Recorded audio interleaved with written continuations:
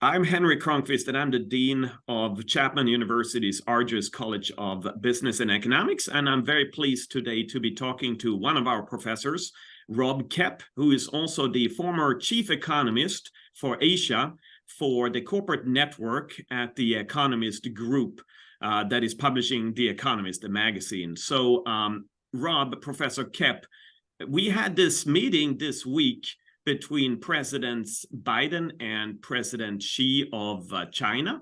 And we're curious about your perspective on what happened during this summit of sorts. So what was really achieved there? Well, it's a rather interesting summit. It's not like a typical meeting of heads of state where you have bold ideas and you're trying to move things forward in a major way. What was happening actually was an attempt to get the relationship between the world's two largest economies back on track. It's gone seriously awry. Everything from the summer downing of a Chinese spy balloon to increasing restrictions on U.S. tech exports to China, which makes them very unhappy.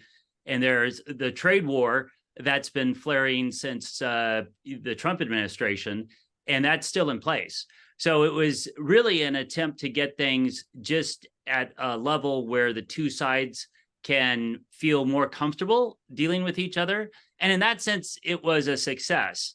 The one phrase I've heard, which I agree with, is it was thawing a freeze. So in that sense, they've thawed, and the two men representing these countries seem to be getting along in a way they haven't for a long time. So what are the remaining issues for repairing the economic and business relations from an American perspective? Let's start with that.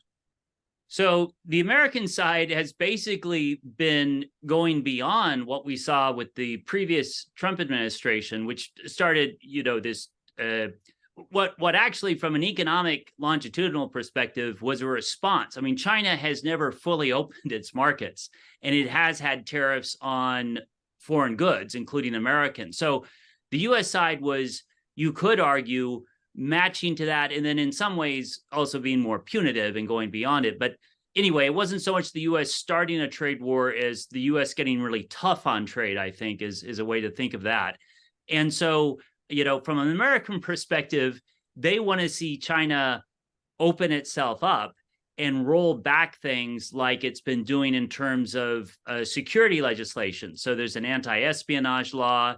It's using American technology in its systems, notably with Huawei, which are used for surveillance, and that's being exported around the world. And so that's part of what feeds into the U.S. saying we are not going to allow chip exports into the country. We are banning Huawei and so forth.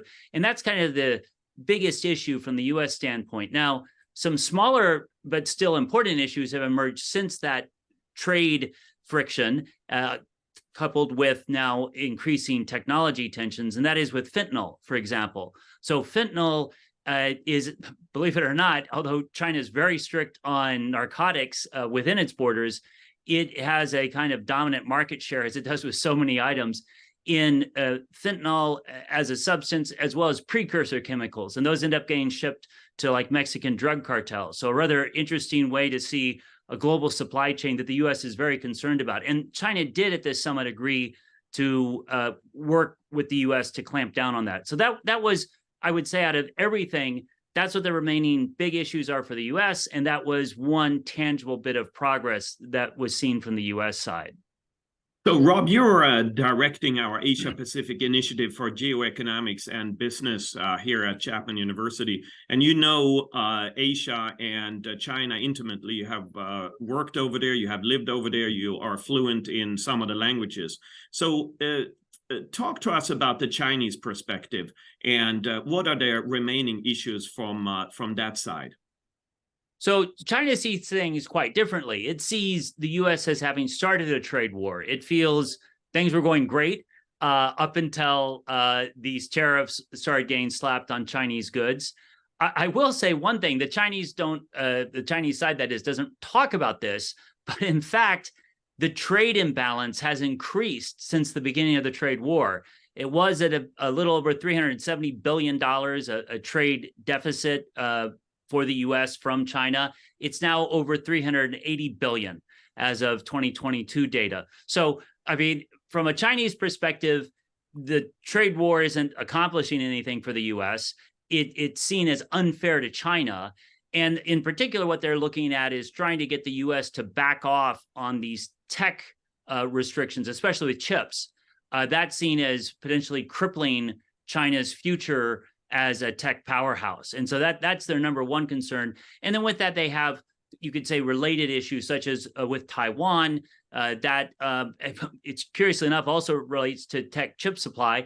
But they in terms of a diplomatic, geopolitical context, they want the U.S. to back off of giving any indications that would protect Taiwan or the South China Sea disputed territory. So there's a military component in there too that's very much at the center of China's what they call core interests. But on just an economic standpoint, it's very much related to trade frictions, which they see as a U.S. responsibility, as well as these tech, what are effectively kind of embargoes against China.